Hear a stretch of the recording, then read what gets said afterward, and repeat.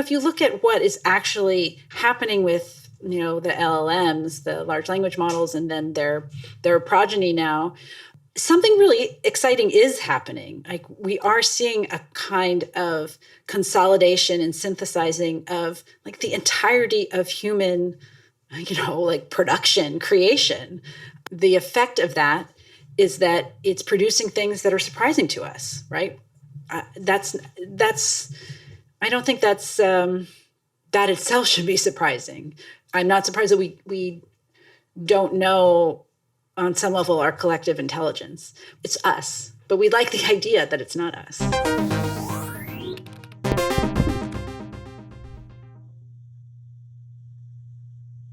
Are you a person?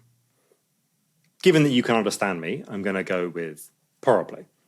Although maybe you are the algorithm that transcribes what I'm saying for the YouTube subtitles. And given that you're a person, you have rights. And that's good. It wasn't always like this. For most of human history, the idea that everyone should have rights was pretty much unthinkable. But you're not actually the only thing that has human rights. Corporations also have them as well. They have the right to privacy. They have the right to freedom of expression, the right to freedom of religion. And it's kind of a weird edge case, but it exposes the way in which the question of who gets to be a person and who is excluded from that category is as much about power as it is about capacity. And it's a kind of a weird wrinkle in our legal system that exposes just how much the question of who gets to be a person and who is excluded from that category is about power as much as anything else. And so here's the question. If we can give rights to corporations, why can't we give rights to other things to protect them? Take animals, for example.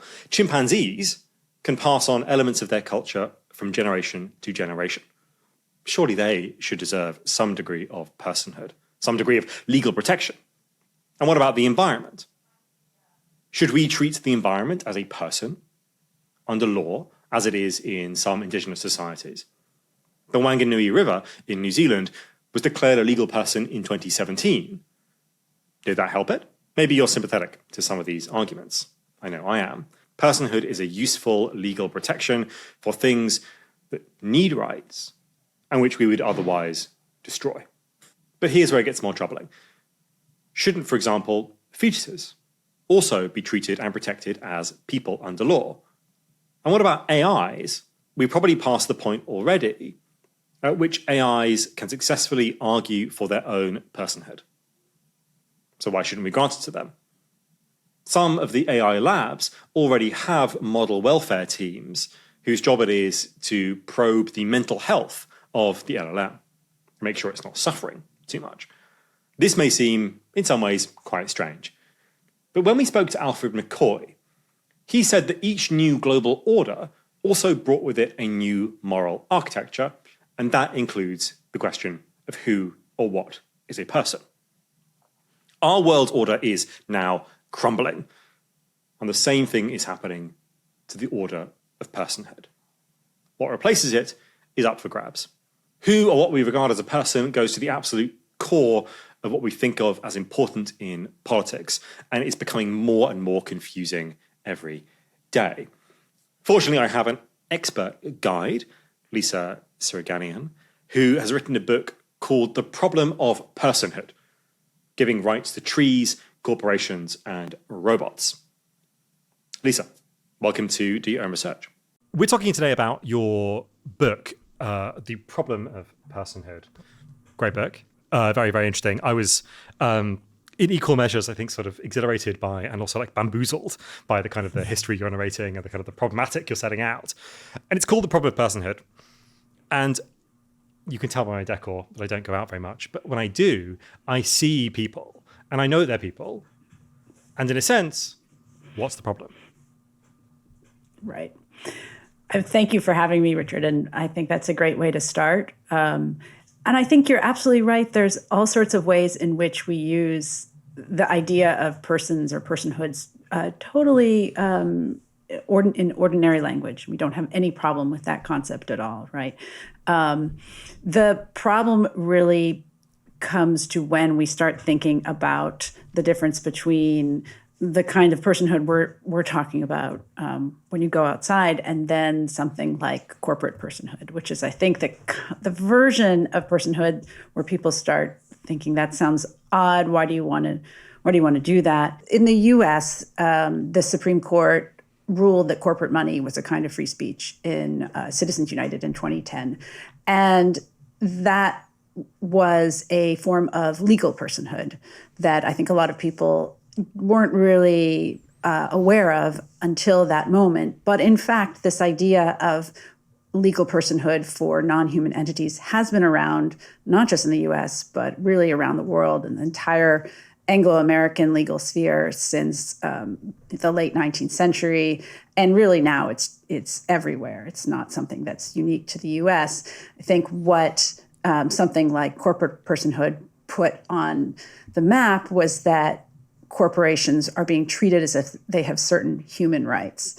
And there's reasons why capitalism wants that. They want capitalism should run smoothly. So you want corporations to be able to do certain things that humans can do, sign contracts, sue in court as if they're human beings, many other things. It becomes a very useful legal fiction, and we can talk about what exactly a legal fiction is. But what then started happening was that activists realized that this idea of expanding personhood to non-humans could potentially be really useful. So if you expanded it to fetuses or dolphins or lakes or robots or AI, you might be able to protect them in law as legal persons. So that kind of expansive personhood is really what I'm focused on. And in the book, I really emphasize how there's no way you can understand what is going on with this expansive personhood unless you think about corporate personhood, which is really where it all comes from and it cannot get away from. Why can't it get away from it, though? Because is it just because law is a kind of inherently conservative institution that is always referencing previous case law? Why can't we just invent a new kind of personhood? So we say, okay, well, there was corporate personhood, but maybe this chimpanzee, right, could be a kind of natural person, or this forest, which has certain kind of rights, so we want to protect in some way, could have a different kind of personhood. Why do they all have to be derived from this originary form of legal fiction, which is corporate personhood? So on one level, it doesn't have to happen that way. We could completely change the idea of what personhood is in law tomorrow if we wanted to. If there was the will and the desire and the political agency to do it, we could do that. But the story has been that there really has never been any other way to think about a non-human person that doesn't rely on the basic structure of the corporate person. And, there was a moment before the 19th century when nations and states were also considered the kind of main non-human person, actually. And by the 19th century, essentially corporations took over. And I think the one way to think about that is that there are different attributes of how you can imagine what a person is, right? And I talk about 5 in the book that this great philosopher Antonio Lolordo talks about. And if you think about like all the different kinds of qualities a person can have, essentially the 5 are something like you can have roles, you can have self-consciousness, you could have moral standing. You can have a kind of like consideration, self-consideration for others. And you can basically be an individual, right? So she says there are these like 5 different possible things we can put into the soup that is a person. And, essentially what a corporation does, like a non-human corporation does, is it just takes 2 of those things. It takes the idea of you being a moral being or having moral standing and being an individual. And that's it. And that becomes a very kind of powerful, it becomes a kind of powerful engine for creating more things with rights.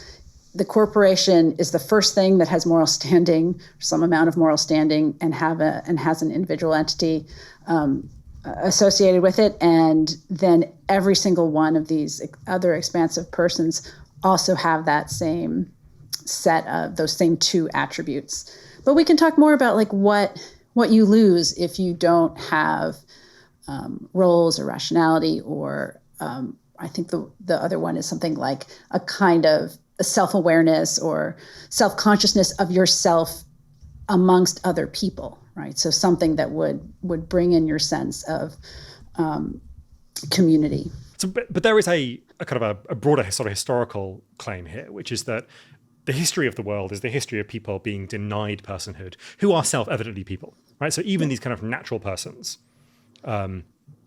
enslaved people, women in many jurisdictions, particularly those two categories, but indigenous people as well. The question of whether or not they have souls was like a long argued question, right? In Spanish and Portuguese law for a very long time. There was ultimately a sort of papal decree that they did in fact have souls and therefore couldn't be enslaved in a particular kind of way, broadly ignored, of course. And therefore it seems like, okay, well, we've got all these contenders. We've got animals, chimpanzees have got the really obvious case because they look a lot like us. They have pretty advanced mental capacities.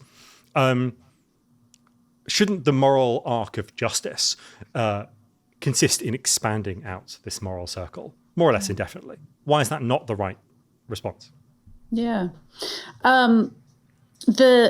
The importance of expanding that moral circle is really key to, the Enlightenment. It's key to the way we think about human rights. It certainly is something that we have to continue to be vigilant about in every way. The difficulty is what happens when you start moving to the non-human world, and you're still trying to think through those same sets of expanding moral circle. So just to give an example of one, I know this is different in the UK, but in the States this is a very contentious one. But the issue of fetal personhood, which has been extremely potent in U.S. elections recently, of course, yes, as your graph shows, Dobbs, which was the case in 2023 that overturned Roe v. Wade. If you think about what a fetal person is, according to anti-reproductive justice advocates, it is an entity with moral significance, and that's it, right? So there's all of these other qualities that we've been talking about that all other humans have or can have are not aspects that the fetal person can have, right? So if you think about reflective selfhood, rationality, roles in the world, those are things that drop out. And I think there's a kind of a slide that happens where we think that this expansion could happen to all the things in the world, and that would be more just. But part of what happens is there's a very kind of tricky switch that's happening once you don't have rationality, reflective selfhood roles. Because essentially what ends up happening is someone else has to speak for these entities, right? And so you get into a situation where really someone is going to be ventriloquizing for these entities that have often much more of the characteristics of objects. I'm not saying that they are objects. I'm just saying that in terms of the qualities, they don't have the capacity to speak for themselves. And so you're in fact bringing in a whole set of other commentators, let's put it nicely, advocates for all these non-human entities. Yeah.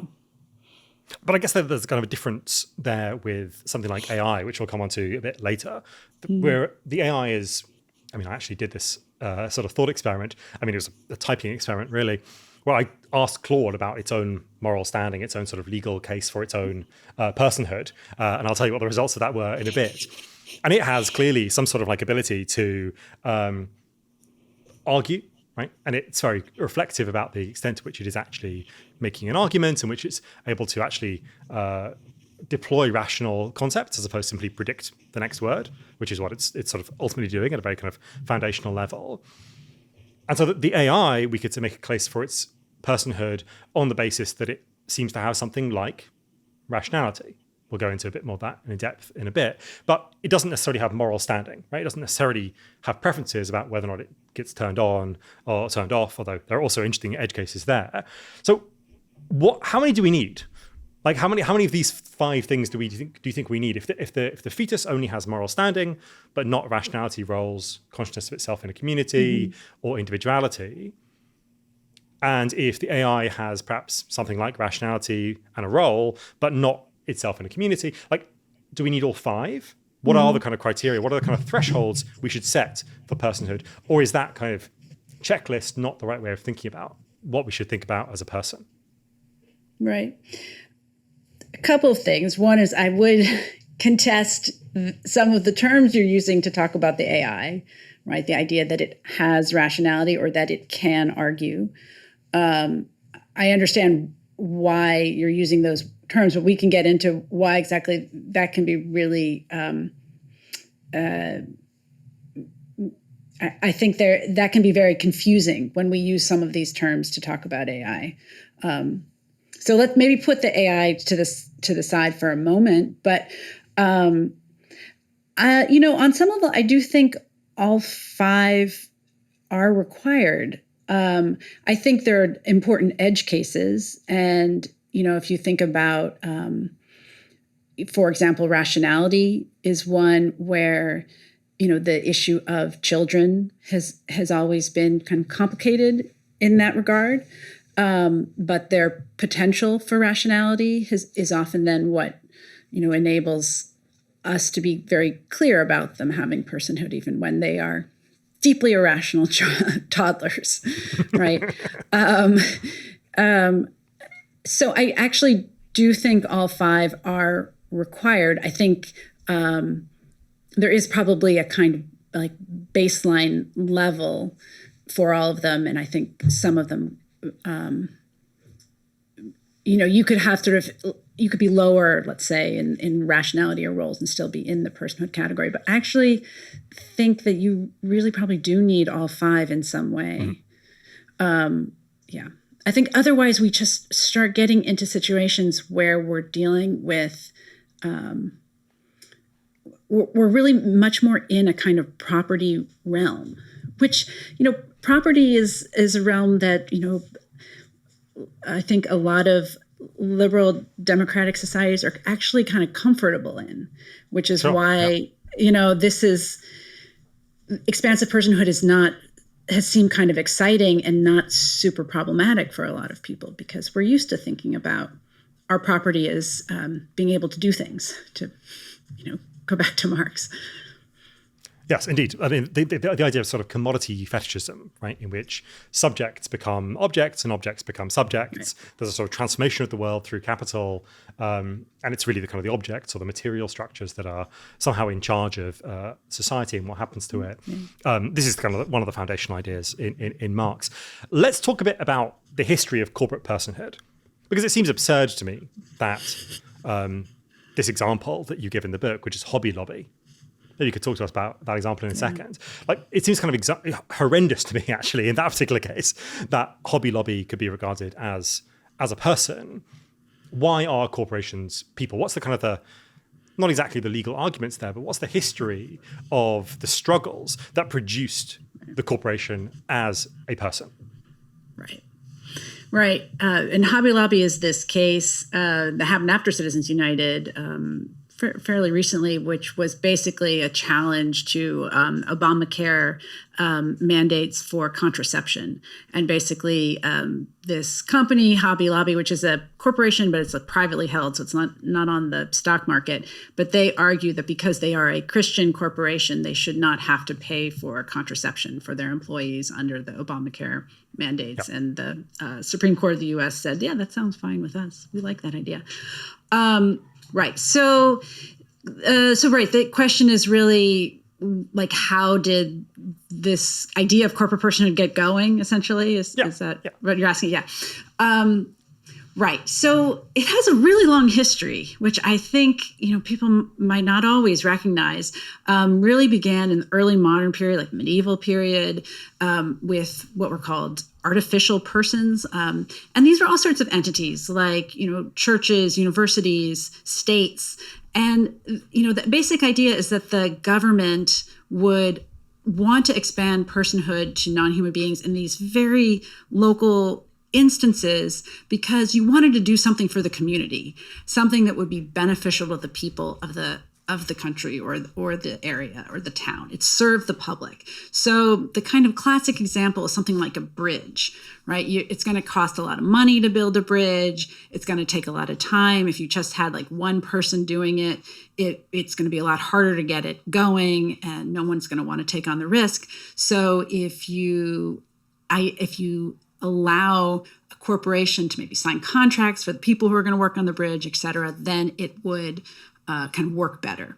And, until Industrial Revolution, this wasn't really wasn't basically a crazy idea. And it also was not really an industrial idea. Like, it wasn't mainly about businesses. It was really much more things that would help the community. And I really want to underscore that because we have so lost that from our notion of the corporate person. And then essentially what happened is that with the Industrial Revolution, the only model of the corporation became the one we know now, which is this, this global, essentially becomes a global entity that has these key attributes, including most importantly, probably the idea of limited liability, which is, the idea that you are not going to lose more than simply the shares, the cost of the shares that you pay into it.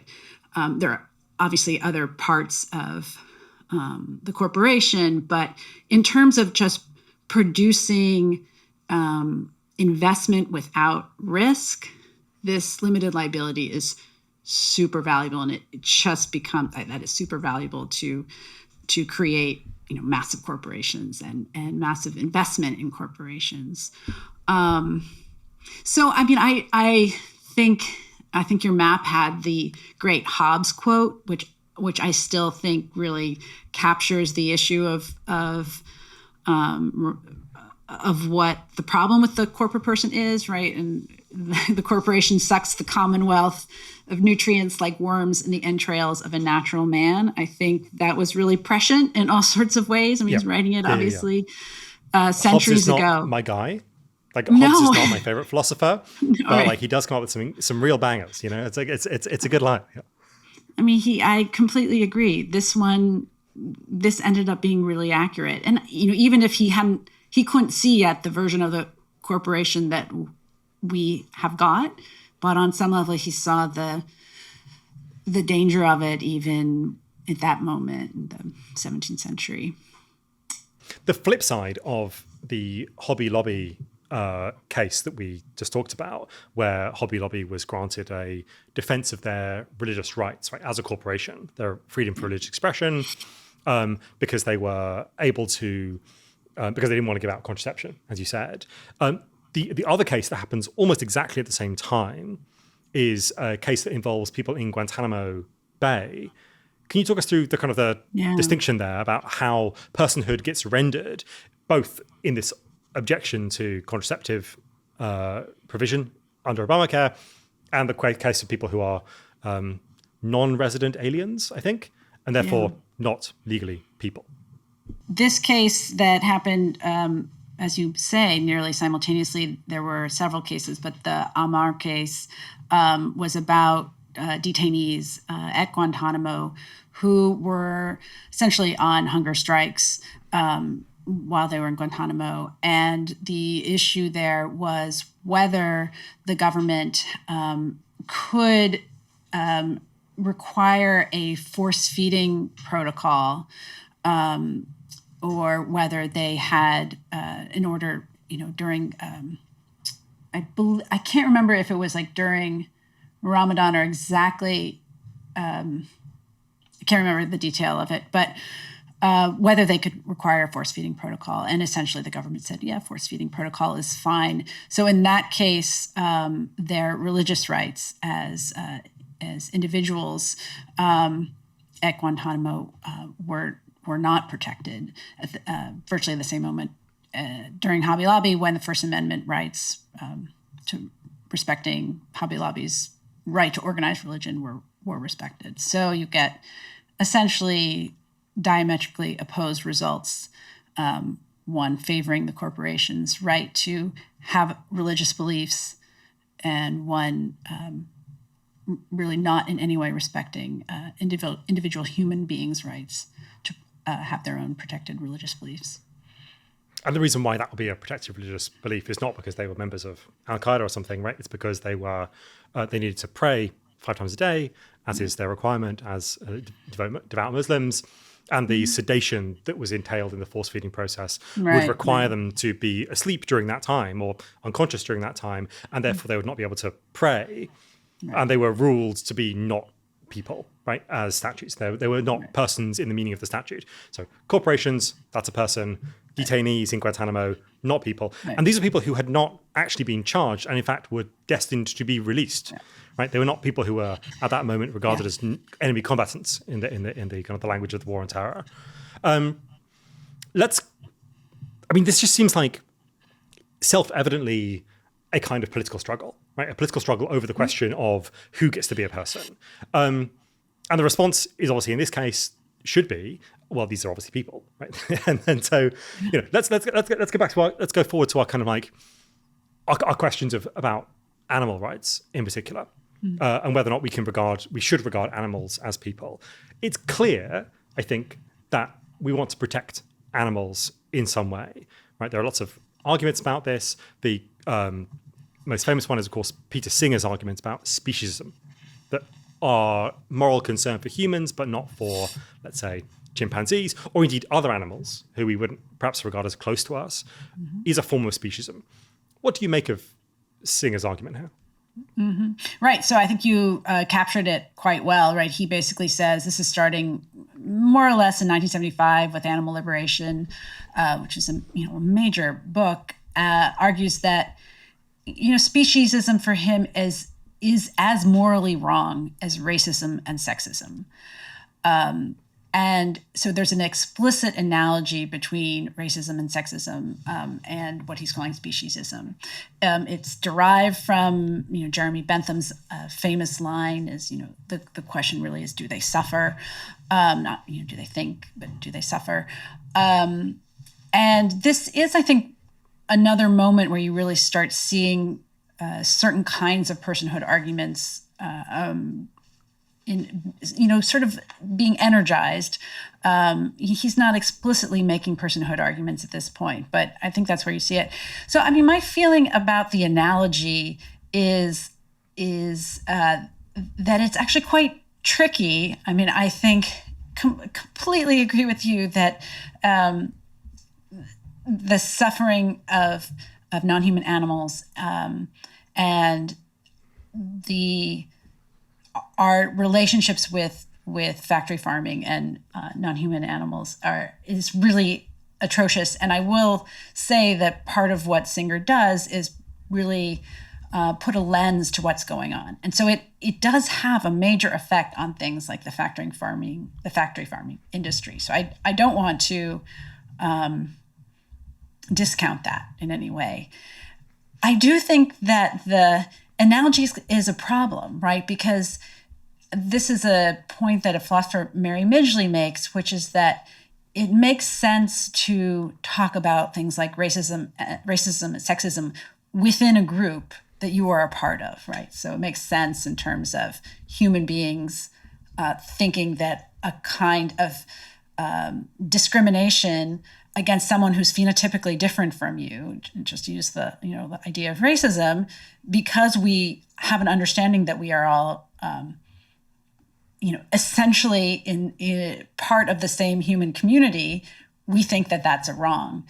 The problem is whether speciesism is really makes sense when you model it on these things that are already commonalities. So it's a useful analogy for him, but I think there's a real question whether it's a fair one. Again, we can go back to like the 5 qualities you need to be a person, and you don't have all of those for all of the humans.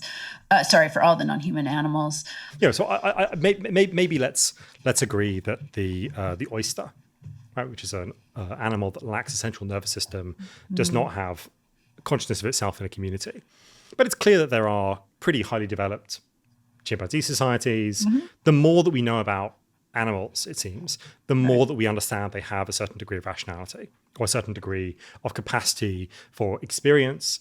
They have roles. We understand their societies much better than we did before. Meerkats have very intricate societies. Yeah. Even things like ants, right, have extremely basic notions of roles, but they nevertheless have roles in a society. And one thing I discovered from your book, actually, is that ants can pass the mirror test, which I didn't even realize was... People think they probably can, right? Yeah.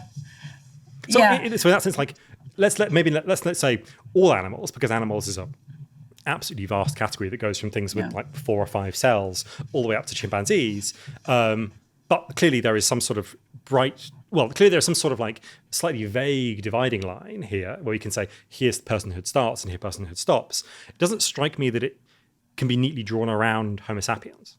You're right. I mean, I think these questions are really tricky. And I think on some level, the question is what is the description of legal personhood, let's say, giving you, for non-human animals. One of the things I am pretty clear about in the book is that I'm talking about legal personhood as opposed to something like moral personhood, right? Whether we should be, treating them as having moral value. I think there's no question about that. But the question is really about this other category we're talking about, which is in the law. Should they be given these sets of rights that we give to humans? And that's really where things, again, become tricky, because you end up needing to have someone speaking for the animals. And over and over again, you see the sort of problems that the kind of anthropomorphism is just part of what it means to be a human being, right? We do treat things like ourselves all the time. The test case for the fetal personhood has been this the abortion restriction movement, right, and the people who deny women's right to choose what happens to their bodies, and that's a deeply morally repugnant kind of like eventuality. Fortunately, the animal test case here about like what it means that whether or not animals can be people is a much funnier case. So tell us about this photo. I try not to include things that have a copyright attached to them on my map because I don't want to get sued by copyright holders. But I don't know what the status of the copyright of this photo is. You can copy it. It's yours. Great. It's public domain. Tell us about this photo. What is this photo doing? And, go on. So you have a photo of Naruto. And this is I forgot what species he is. Or actually, they're not. What is a macaque, right? Sorry? Macaque, yeah. Yeah, macaque. So the story here is that a photographer put a camera, like a camera up in a preserve, and it was a kind of like self-tripping thing. So the macaques could come by and, you know, sort of figured out how to sort of play with the trigger to take pictures of themselves. And this particular macaque, Naruto, presumably saw a reflection of himself. I think it's a himself, although there's also some question about whether it was actually a female. But anyway, he got labeled Naruto.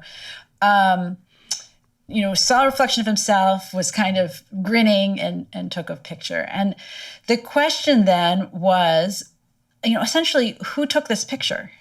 Was it the photographer who set up the entire scenario in the preserve, who claimed that, of course, you know, he owned it, it was his, he had the intellectual property rights to it? Or was it Naruto, who, you know, by all intents and purposes, you know, was the one who saw himself and wanted at that moment to take the picture, and, you know, somebody kindly left the instrument there that allowed him to do that, but he was the one that took the picture. And of course, the reason why this matters is that the photographer would be able, again, to go back to property, would be able to make a lot of money from this photograph. Whereas if it was Naruto, well, that's a question. Like, where exactly would it go? It could perhaps go to the macaque preserve, if you argue that. What ended up happening is that the court basically said Naruto cannot be considered a person that could own his rights and could own his property. And so the image actually went into public domain instead of the photographers, which is kind of an interesting, you know, situation. But it is a good example, I think, for, as you were saying, for sort of the test case of, you know, rationality and maybe also, you know, something like your ability to will or to intend what you want to do, you know, for whether you are considered a person or not. So the dangers of treating animals like people are what? Like if we in a legal context, right? So in that, if we had given the sort of legal personhood, what are the downsides of that? Yeah. Does it flatten our notion of humanity? Does it flatten our notion of personhood? Yeah. I mean, there are a couple different ways of thinking about it. I mean, on one level, I should just be really straightforward and say that this has not worked anywhere. So it has been, it's been basically a publicity campaign, but it has failed to make the case. So, you know, my concern is also that it's doing some kind of work in the world, but I worry that it's doing essentially very distracting work. And, you know, it has not thus far worked to actually protect animals and their environments. So, you know, in my mind, any kind of energy we're expending at this point that isn't going into dealing with the climate catastrophe is actually negative, right? So if it's not working, which it hasn't been, then I think that's a real issue. I mean, the other issue is that there are also ways to protect animals if you're really serious about protecting animals already in the law, right? But they're not like super sexy and exciting, but there are all sorts of ways to do this already that are happening all the time. So then the other question is like, well, why aren't we just following those, right? Again, the personhood seems to be doing some kind of work rhetorically that and politically that is actually taking us away from our goals. I also do think there's kind of flattening, but yeah, go ahead. So what are those legal tools? Like what are the things people could be doing if they're serious about animal welfare that are not making animals into people? Right. So there are things I talk about in the book called animal trusts, which they sometimes are called pet trusts. So they're essentially set up for animals already. You can set like a certain amount of money for a pet, for example. So there'd be ways to expand that beyond just pets, right? You can expand it to other animals. Other kinds of trust forms would allow you to do that. And you can see why trusts would work. Trusts and personhood are kind of related. So you can sort of also see why a trust could serve some of the same purpose. Again, it's just not very exciting to people, but it actually is doing that work, whereas personhood has convinced no one really. I guess the pet trust thing works because you care about that animal, right? So it's an animal that is, and it's legally speaking, it's your property. And therefore you can set the trust up that protects that animal. But if the animals that I care about are the 440 billion shrimp, for example, Right. who are killed every year. If the animals that I care about are the chicks in factory farms that are simply put into meat grinders but when they are born because they're not useful for the production process, then I'm not the legal owner of those things. Right? I'm not the person who can come along and say, I want this thing put in trust. And therefore personhood becomes a way of getting to things that you don't directly already own. Right? Is there not the kind of different strategy for a different kind of class of animal? Yeah, I mean, I think you're getting into this issue of standing and whether, you can have standing for a group of, let's say, animals in this case, and whether you can make a case that they're being harmed. I think, it's an interesting question about whether you would have to you'd have to own the animals to put them in, to have a pet trust for them. I'm actually not entirely sure whether that's the case, but I see your point, let's say with factory farming, right? I mean, it would be possible to, let's say to make a trust for all the, I don't know, like the shrimp or the chicks or whatever it is. But I think, what we're kind of circling around is what would really be the way to tackle something like this, which would be, real public policy, right? Or legislation that would actually tackle this, right? I mean, that is actually what something like a law against factory farming should do. And so I think personhood in some ways, or this expansive personhood, really reveals the failure of our politics at this moment. And the desire for it is a kind of like a Hail Mary when so many other systems and structures of public policy have failed. But it doesn't mean that it's where we should be putting our energy. I understand the desire. Yeah. It's a sort of strategic question, right? Rather than a sort of an immediate moral thing. Right? It's not that animals don't matter, right? It's just that the personhood is not the right sort of legal architecture to protect them from the kind of the suffering that they endure. The other kind of problems that you have in the book with the notion of a kind of expansive personhood is that it seems to flatten this notion of personhood itself, right? That we have this kind of idea of natural persons, which is already flattened by the notion of corporate personhood that we've had for many, many, many centuries. So can you talk us through the kind of other things that happen to our understanding of what it is to be a person, at least in front of the law, when we expand out beyond the bounds of natural persons? Right. So I think one way it's been helpful for me to think about this is once you have gotten rid of those things that connect us to each other, then you have to think, well, what is taking the place? And it really is something like property. If we don't use property, we can just talk about, the actual notion of being a thing. And so one of the issues we see in every single kind of expansive personhood I talk about in the book is this replacement of the public nature and the community nature of being a person with sort of just focus on what the thing does with the property basis of it. And I talk about this a lot early in the book, in relation to Marx and in relation to this legal theorist, killed by Stalin, Evgeny Pashukanis, who really was trying to think through, what is it possible to have a law that is not based in private property? And he was really, it was tricky. It's a tricky problem, but I think he more than anyone was trying to resolve it. And I think what he saw, which is what I think we see now with expansive personhood, is that the commodity doesn't just,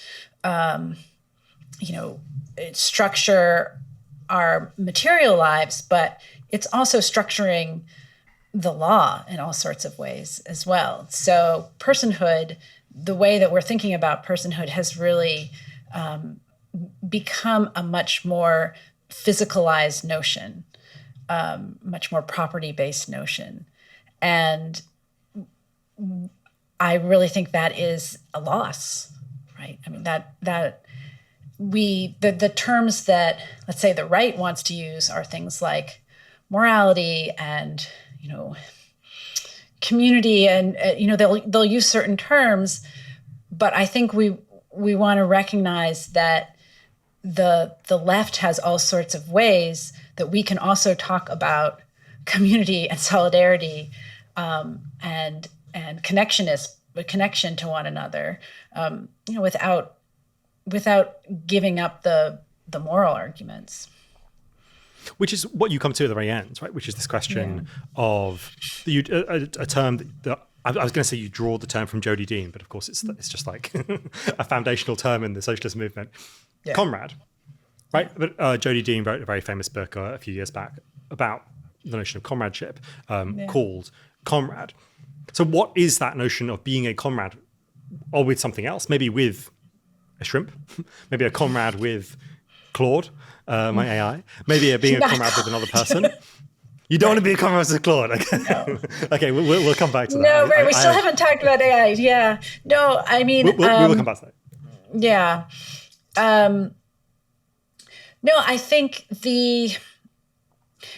trying to recognize that personhood, does a certain amount of really good work. I mean, I don't want to say that we have to give up all forms of personhood. Should be really clear about that. That's not the goal. But the idea is that we've allowed it to seed so much of this other space, right? And so instead, if we can, start thinking about, on some basic level, like what do I owe somebody else? How do I work in solidarity with someone else? That for me has been so much more productive than like thinking through a moral question about, whether I owe, Chat GPT personhood, right? So I think, and, I just think in my own life and my own work, obviously right now we've been, higher education has been under attack by the Trump administration in incredibly serious detrimental ways. And, what I've been doing is trying to work with, fellow colleagues to work together to fight back against that. I mean, there could be another way in which, I can imagine trying to make, like, let's say, personhood claims instead. But I think that, if we're really going to build something like a real leftist movement, we actually have to incorporate and bring in everyone we can. And I think the issues with personhood and focusing on sort of individual rights, there is a way in which they end up isolating and individualizing us, even if they're not intending to. I mean, I think the requirement of property as being a kind of base for that right ends up, you're thinking about, how do I protect what I've got? Simone Weil talks about that a lot. Yeah. Tell us what she says. What did she say?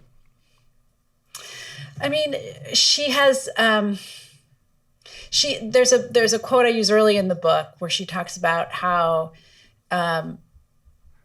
actually like there can't be a thing like collective thought. And once you are trying to imagine what collective thought is, you're already like too far gone. You've already given it over to things, and you've already let the objects and the things run you, work for you. But she also talks a lot about the kind of danger of rights thought, right? She feels, and I think this does connect actually with things like critiques of human rights today as well. That someone like Moyne has talked about quite a bit. Sam Moyne has talked about. Whereas you see human rights emerging at a moment when there's a total failure of political solutions. Simone Weil, I think she died in the Second World War, right? She dies during the Second World War. In part, she's in the UK, but she dies in part from an infection, I want to say, because she is in solidarity with people in the French resistance, declining to eat enough food. That's a real, a really extraordinary life. People don't know her. People should definitely go and look her up and think about her. That's, of course, just at the threshold of really what I think people understand now as quite a different conception of rights that emerges after the Second World War. We were talking to Alfred McCoy a couple of episodes ago, and his basic claim is that all the different world orders, right? So we have the Spanish world order, we have the Dutch world order, the British world order, the American world order, and possibly a sort of future Chinese world order as well. And in each of these orders, we get problems and tensions and difficulties that cannot be resolved inside the actual economic relations. So we have, of course, slavery in in all these orders, and the question is, how do we get rid of slavery without resolving the underlying economic possibilities that make slavery a thing, right? How do we kind of insert a legal or a moral structure that allows us to sort of manage these tensions and these difficulties inside the economic structure, right? And so law becomes a thing that is an attempt, or rights discourse becomes a thing that attempts to shield actual vulnerable people from this overwhelmingly powerful thing, which is the state, right? And so the state, the rights are this kind of fiction, the layer of fiction that goes in between the thing that actually has all the physical hard power, the monopoly on violence, and the people who are vulnerable to that monopoly on violence. Is that far too sort of cynical or kind of maybe anarchistic approach to the law? Like, what are rights? Why do we have them? I mean, it's a hard question to just say what the alternative would be, I guess. I mean, the reason I think we have rights is that enough people have felt that the alternative to that is not worth living. So there is this possibility, though, that I don't think I want to like give up the concept of rights. I think it's, again, how do we think about where they are in a kind of ecosystem of the political sphere, right? This is why someone, again, just to go back to like Pashikanis, he's like really thinking about, can you have rights without private property? And that is, actually a real tricky question. I don't know if I've got sort of like why rights. I guess also, like, speaking as a legal scholar, it is still hard to imagine what it would look like, a world without rights. Is there an imagination of that? Not that I know of. I'm just thinking that I guess the claim is that at root, power is distributed in the world in a way that is profoundly unequal. And as you're saying, the the consequences of that world, right, are that there is a kind of life is just not worth living if can be complete systems of domination.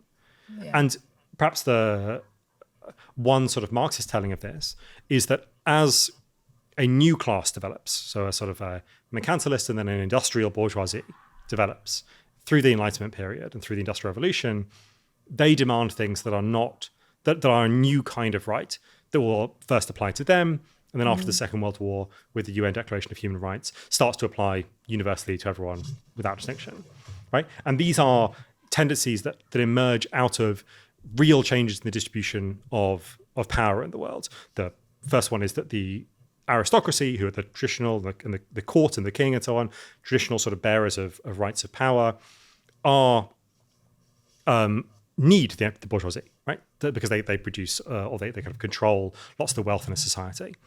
And so there's a kind of a rebalancing of power, and the technology that gets used, or the legal technology that gets used to understand or to level this playing field between the aristocracy and the new commoners, right, who nevertheless have all the power in a kind of a material sense, is the technology of rights. And then we kind of expand that. I am not a legal scholar. I'm not a legal historian, as you can tell from my attempt to explain this. But like, this strikes me as the legal fiction strikes me as a way of trying to rebalance or redress powers, the uneven balance of power in some way in society, and that trying to think through personhood is a way of trying to reckon with new contradictions. Expansive personhood is a way of reckoning with new contradictions that we are causing in relationship between the metabolism of capitalism and the metabolism of nature, right, which produces the climate crisis. And so these kind of things emerge out of this political situation where we don't know how else to constrain capitalism apart from by giving rights to nature. Yeah, no, thank you. That's a helpful articulation or reframing. I think what I keep coming back to is that it's this legal fiction of artificial personhood or expansive personhood is a tool. And I think the fantasy right now is that this is like a tool that can break some of the worst aspects of capitalism. And I think that's a fantasy. And I think I think focusing on or putting our energy in giving this tool, more power and trying to do more things with it is damaging. I think we should be putting our energy in entirely different places. I think we don't actually have evidence that any of these tools are actually doing the job we want them to do in, like smashing capitalism. But that it's working as a kind of, either as like a false consciousness or a kind of a sort of utopian hope that is doing work, but it's not good work. Yeah, there's something in the structure of the law itself, right? Yeah. Because it is so deeply based in the regime of property that 100%. Even when you try and use it as a tool against property, it maintains its like property-like character, and therefore you end up falling back into the sort of the trap of treating basically everything like a commodity, even the things that you are trying to rescue from that status of being mere property. Right. Let's talk about the sort of strategic elements here. Ecuador is one of the most biodiverse countries in the world. It's also a country with an extremely large indigenous population. And they encoded into their law the capacity that people could sue corporations, people, pretty much everyone, on the basis of Pachamama, which is a indigenous term for what we would describe as nature, right? Mm-hmm. What was the intention here, and what were the actual results? Yeah. This is such a good one. And there are a number of countries where this has happened, including Ecuador. One of the first ones was actually in New Zealand. The Wanganui River was declared I think that was really the first one, considered a person.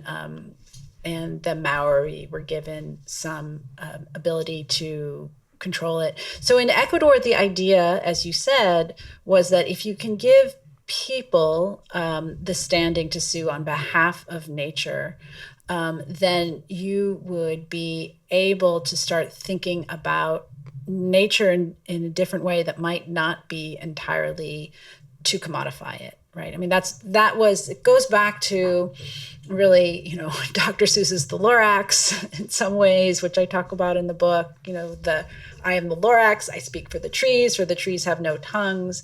This was in, 1971, and the following year, Christopher Stone writes this very famous law review article that is then cited by the Supreme Court. And the law review article basically is like voicing the Lorax. Should trees have standing towards legal rights for natural objects? And the idea that he has really is that if we could just start thinking about changing people's consciousness in this way, it might have profound effects. So there was always a sense that that the point of it was in some ways a kind of consciousness raising for all these folks. So Ecuador does this. I can't remember exactly what year they put it in their constitution. They enshrine it in the constitution. Unfortunately, it has had no effect. In fact, it has the exploitation from petro corporations has only increased after this. So it's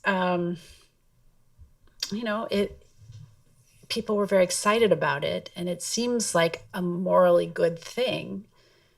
But there is a question of whether some other kind of solution might have worked better.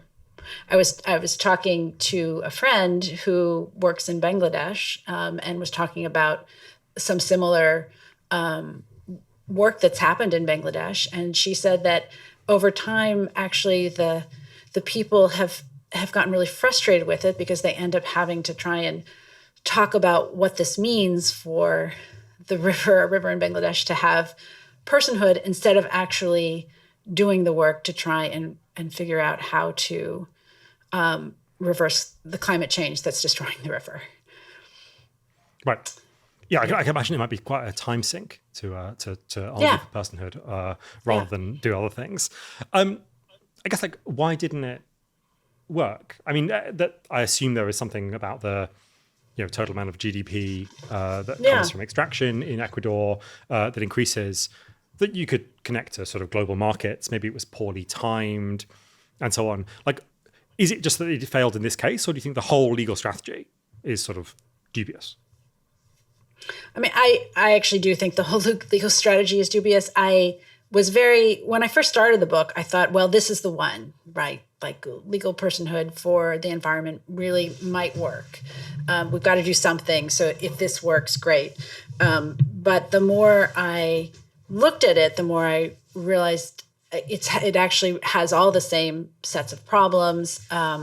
It actually explicitly comes from corporate personhood. Like Christopher Stone in that article I was mentioning explicitly says the reason we can do it is because corporations have a personhood, so the environment should have it too. And it's very much modeled on corporate personhood. And so for the same sets of reasons, you have the problems of ventriloquism. Someone's got to speak for it. There's questions about who should be able to speak for it. Then you have the same kind of infighting about who should speak for it. I really wanted to make it work, but it just seemed to, again, have the same sort of problem of being property focused. I end up in the book thinking that this is sort of maybe the more speculative part of the book, but really looking at people like the Pope Francis, as well as some other philosophers, as well as, people like, I forgot her name, Greta Thunberg, who have been really using certain analogies instead of home, instead of personhood. They're saying, Thunberg, famously said at Davos, our house is on fire, our house is on fire, our house is still on fire.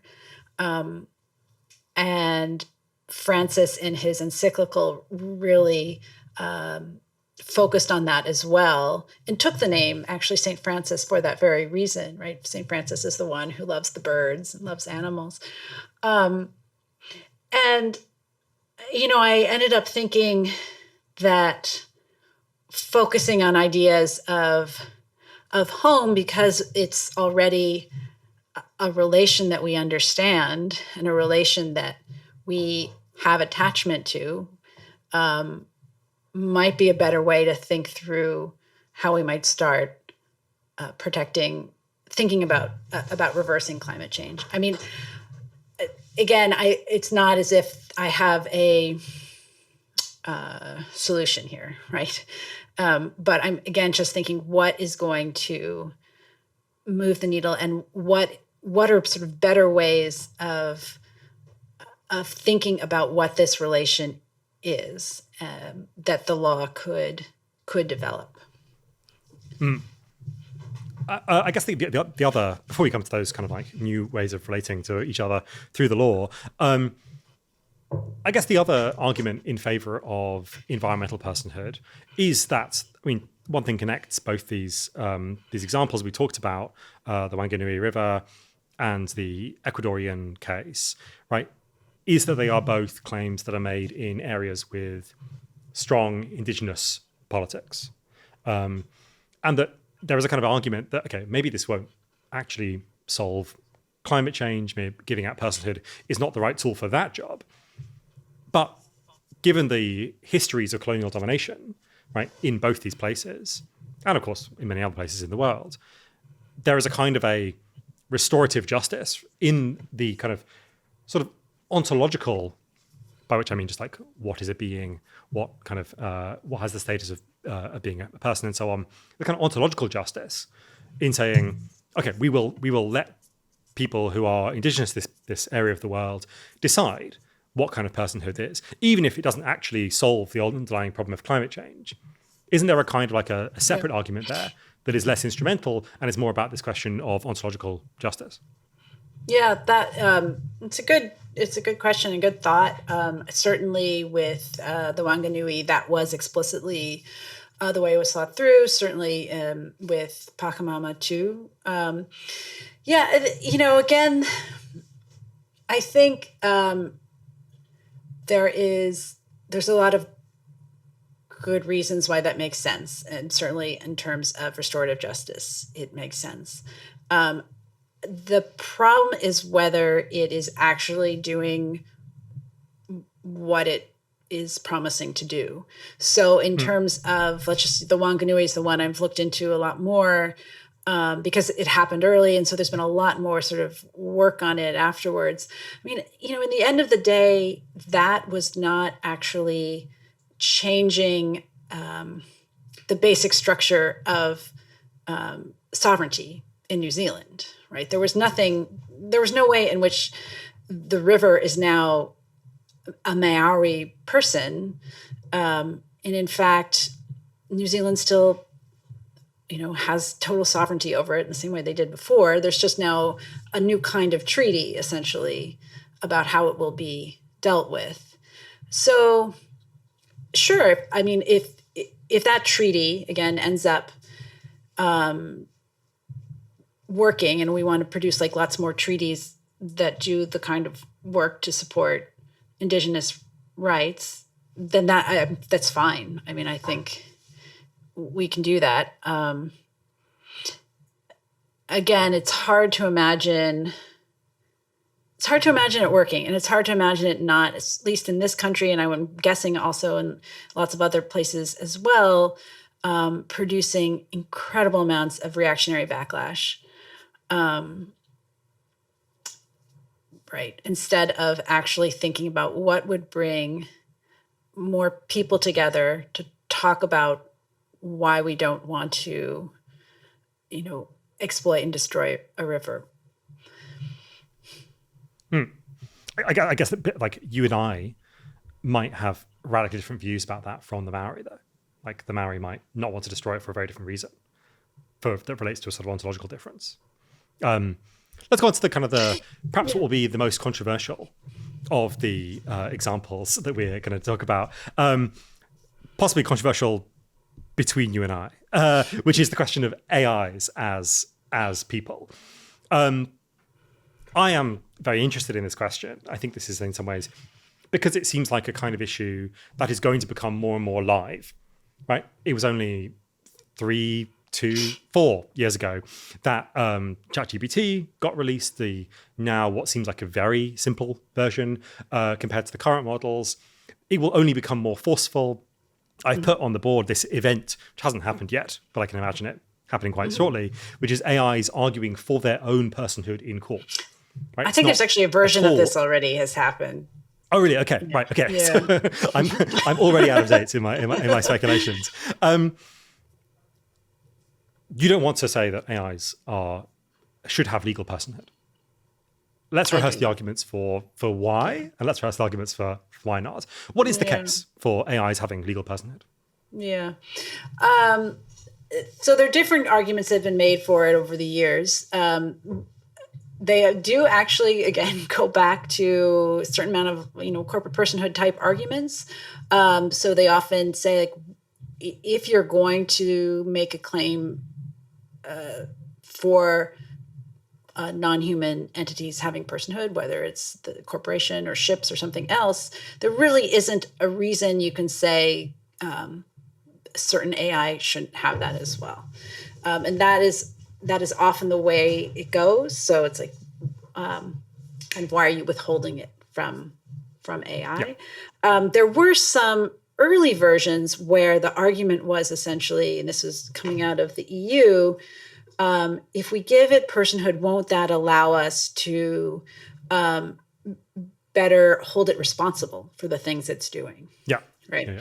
That and that was sort of the initial sense. Like if AI has agency, don't you then want to find it culpable when it, when your Tesla hits a bicyclist, let's say, when it's on self-driving mode. Right. So that's those are basically the two strongest arguments for it. Right. So the reason AI is, I think, tricky and why it's very much a moving target, as you said. I mean, these AIs have really changed so radically, even from when I started writing the book till now. So it is, it's not straightforward. But the main issue is that, none of the actual requirements for personhood have been met, right? If you just think again about the ones we were talking about. One, I think, real complication that many people have talked about is that we're getting a certain kind of imitation of argument, a certain kind of imitation of self-consciousness, all of which is entirely linguistic. Although I guess there are now things like the visual aspects that it's creating as well, but it's all representational, right? So we are highly attuned and highly, in some ways programmed to think that a pattern-making thing is making a pattern and it's intending to tell us something, right? So we are really, if we think we see language, we want to say there's someone behind that saying something to me. And the problem with the way all of these AIs function is that they are imitating so well without actually that behind it. And I think the philosopher Daniel Dennett is really key to some of the way a lot of the AI personhood stuff has been framed. I could talk about that too. Elaborate. Yeah. Tell me about the response. Yeah. So he wrote this famous set of articles really coming out of the 70s on intention, thinking about like computers, but also thinking about other kinds of entities as well, and suggested that the way in which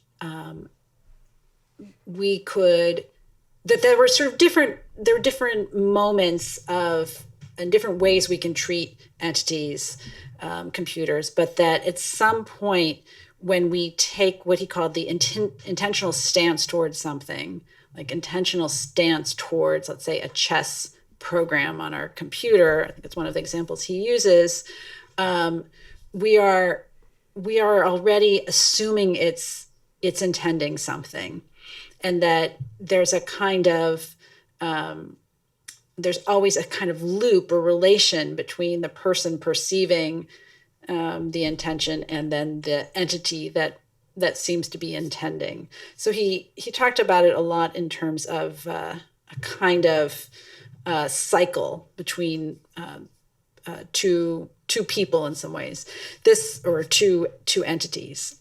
It kind of goes back also to something called the Turing test, which is mostly known now from its representation in Blade Runner, as well with Philip K. Dick's stories and Blade Runner. But then you've got all sorts of television and films that have done versions of the Turing test. I think Westworld did some of the very best versions of it in that television series. So the Turing test basically suggests that if you are unable to figure out whether the person in front of you that you're talking to is a human, or in Blade Runner's case, a replicant, robot or AI, then it has passed the Turing test. And for all intents and purposes could as well be a person. I guess the really controversial way of framing this would be to say that before, in the history of concepts of personhood, in who we would allow to be a person, let's go back to Aristotle. Right? Aristotle says that enslaved people or slaves don't have rationality. Right? Women do have rationality. So Greek women, Athenian women have rationality, but they don't have the authority of rationality.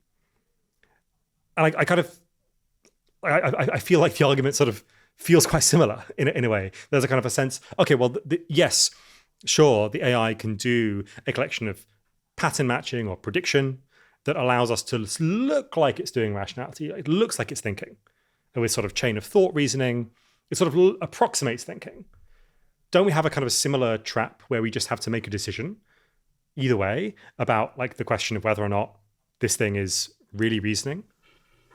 Yeah, I think we're forgetting the sort of first part of it, which is that this is a thing we made to do something we want to do to help us, right? That's the point of the computers. It doesn't have any meaning if we're not around to work with it.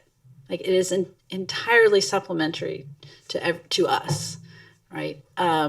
Not the case with women, not the case with any human entity, right? So, it is a very, very sophisticated tool that is also essentially impossible to imagine without the mega corporations that are propping it up. Impossible to imagine without it having stolen all of our language and voices and books and texts. I think, if you look at what is actually happening with, the LLMs, the large language models, and then their progeny now, something really exciting is happening. Like, we are seeing a kind of consolidation and synthesizing of like the entirety of human, production, creation.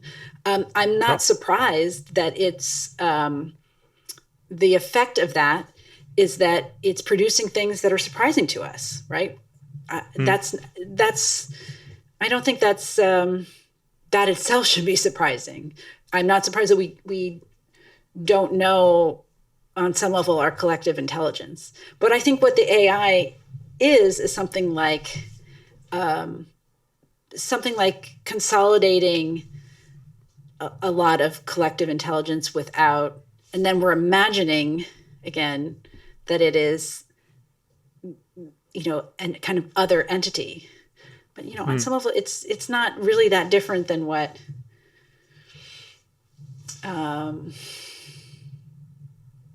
it is just it's us, but we like the idea that it's not us. I think this is a story. I mean, I also come back to this in the book a lot. Like, science fiction is very exciting. The idea of being surprised by a new entity or a new character has been a fantasy for a very long time. Go back to, Frankenstein, at least, not further. But we're in that. That's the narrative we're in right now.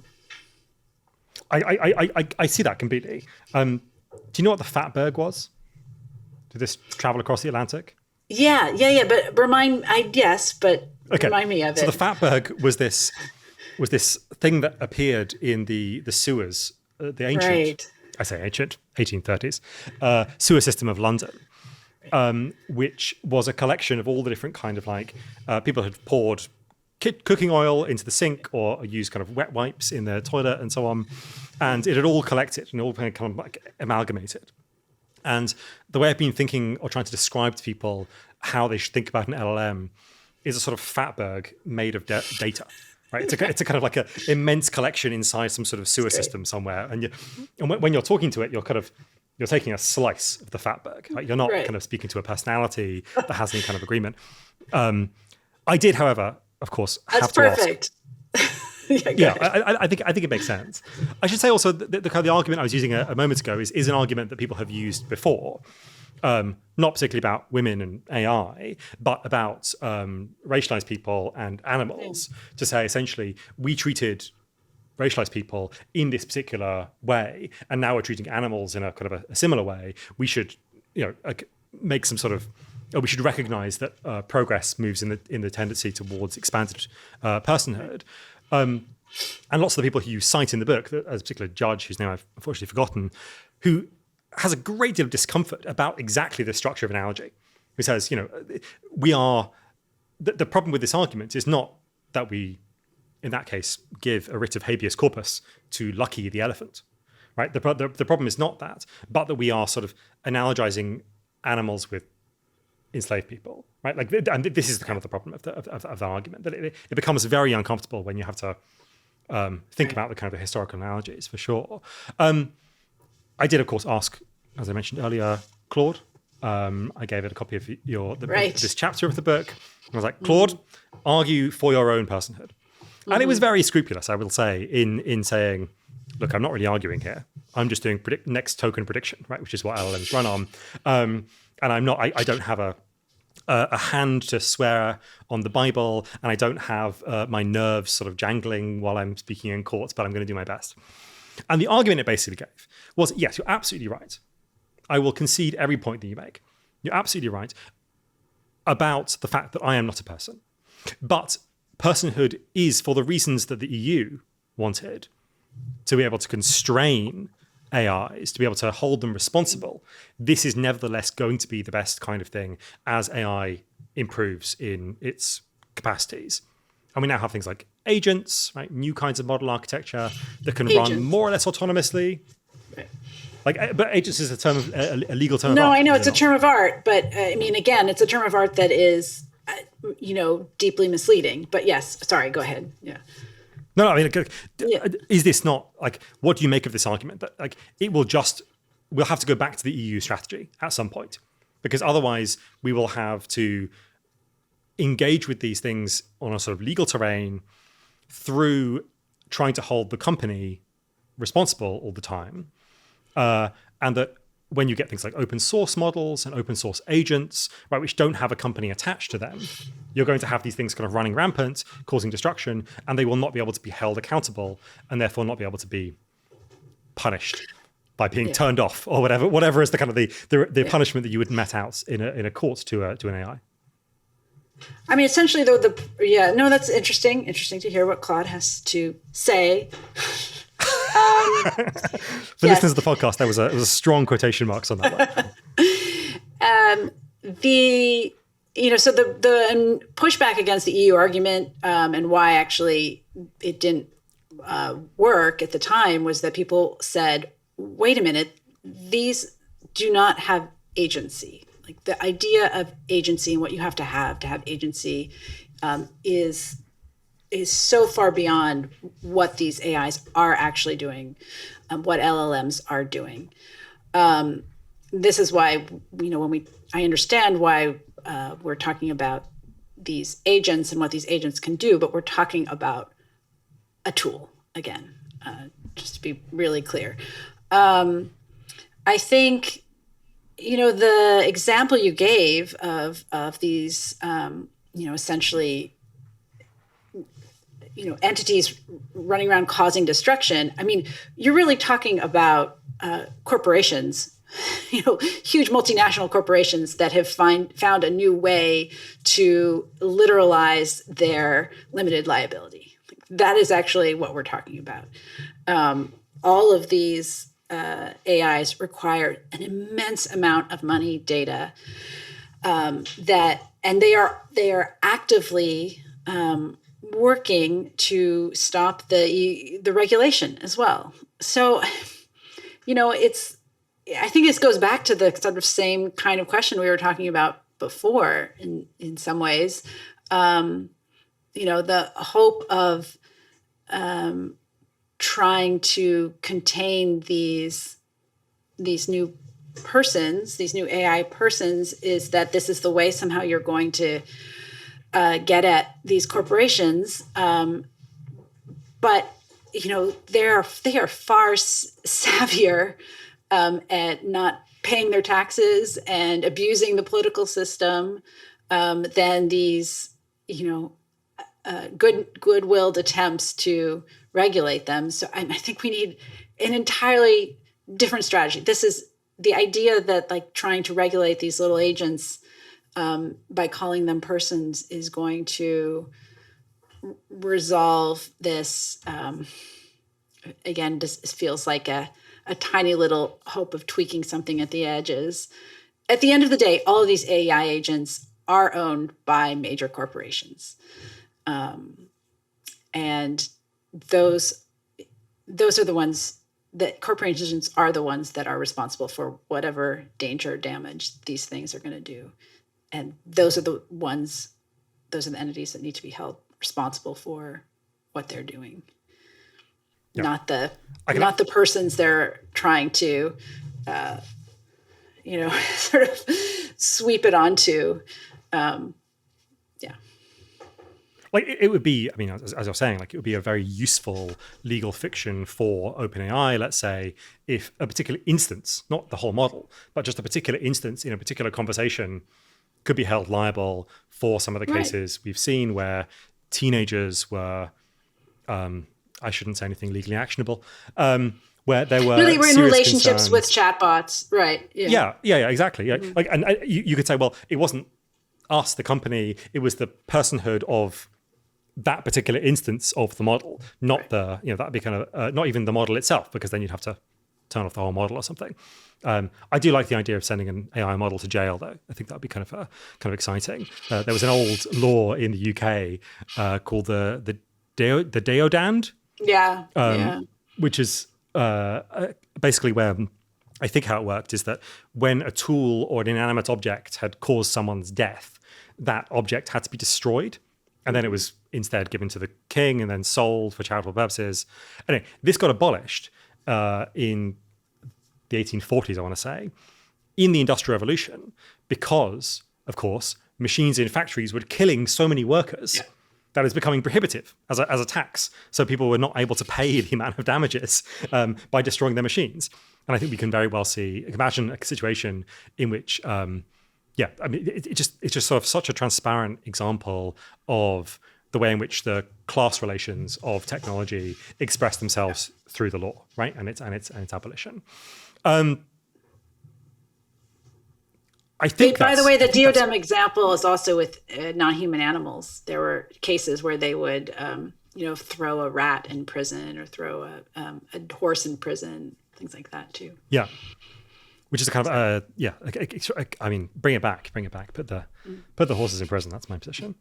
I mean, you mentioned at one point in the book this almost possibility of a kind of hybrid person, right? A person and their LLMs, a person and the kind of robot infrastructure that facilitates them. And so much of what I see as our moral community is so deeply integrated with infrastructure, right? In some ways, like the moral community of everyone who lives in London, right, is made possible and facilitated through trains. And I'm not saying that trains are people, and I'm not saying that trains should have legal personhood. But when I think about what it actually takes to sustain modern life, it has to include the sort of the machinery of the world. It has to include the kind of the animals that are slaughtered so we can eat them. It has to include the environment that we are destroying and that is causing the kind of catastrophic loss of life that climate change is going to bring. Right? It has to include all these things in that kind of moral community.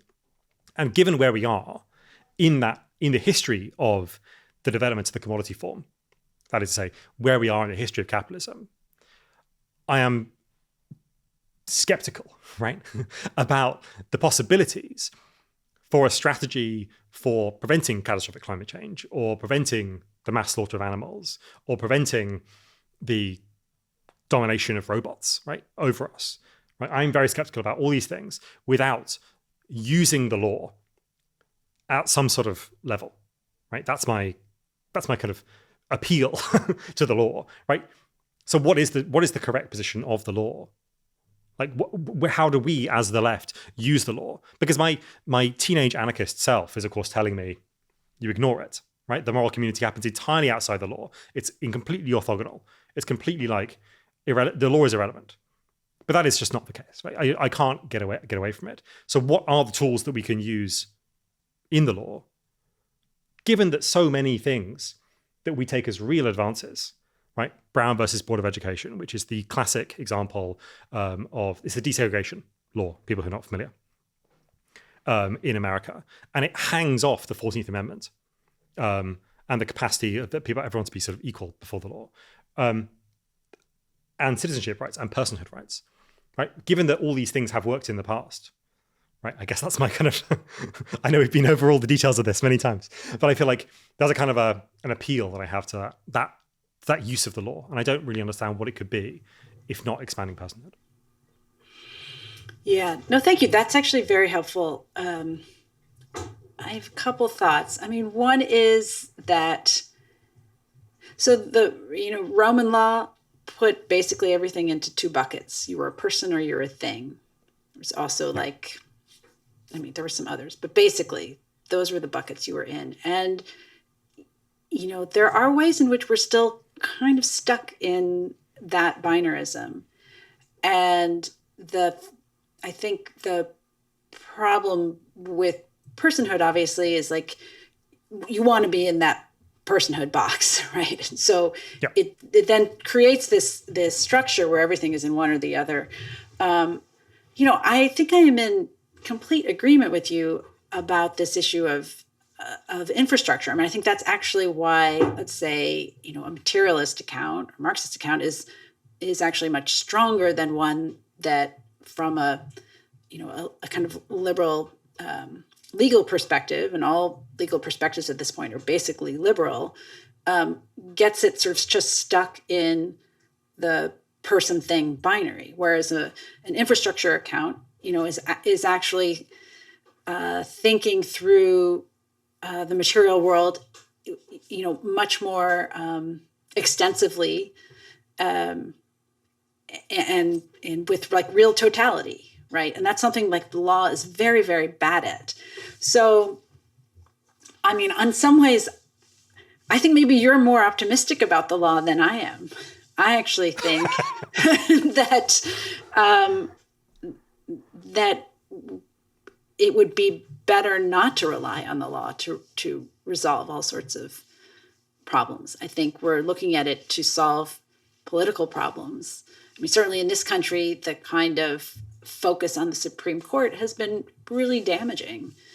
So I think it's part of, it has to support things, but I don't think that it can be the source of our political energy.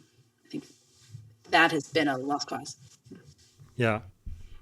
The one place where I think it does this question of sort of infrastructure and the importance of the whole sort of system for sustaining human life actually does register is in the laws on war crimes, and where bombing civilian infrastructure, bombing hospitals, bombing power plants, bombing bridges, bombing water desalination plants, these things are all illegal for the exact reason that we know that we depend on them, right? They're not moral persons, but they are things that we have to take into consideration.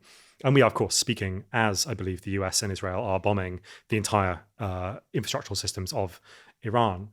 Does that affect it anyway? This is my last question, don't worry. This won't go on forever. Are we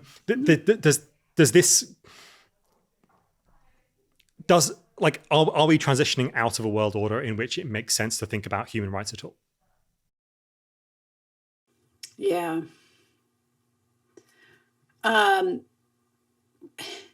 That's an interesting question at this moment, because as you were even sort of saying, the issue of war crimes, I mean, and, let's say International Court of Justice or the various bodies there, I mean, we've also seen, a sense in which they are going to be, by major countries publicly ignored. And I mean, I do think there's some reason to think that we are looking at a moment like where human rights is no longer imagined as the dominant, I don't know about like the dominant system, but almost like the world order revolving around human rights is the question. I mean, I think that I don't know. This is a really tricky one because of the moment we're in. I do feel things are changing like day by day on this topic.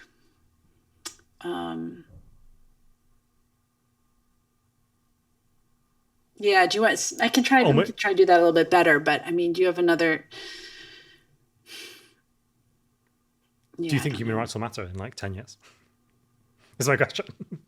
Yeah. And the answer seems like no. I think they will matter. But I worry that they're going to matter as a kind of like a prestige right. If you're not dissimilar from the kind of the rights of the aristocracy or something, right? Yeah. like sort of like a pre people always talk about the Magna Carta, right? But the Magna Carta is of course just the rights of aristocrats. It's not for the common man. Exactly. So, yeah. On which kind of bleak, I guess bleak is our kind of calling card here. On which bleak note, Lisa Siraganian, thank you for doing your research. Thank you so much for having me. This has been a delight.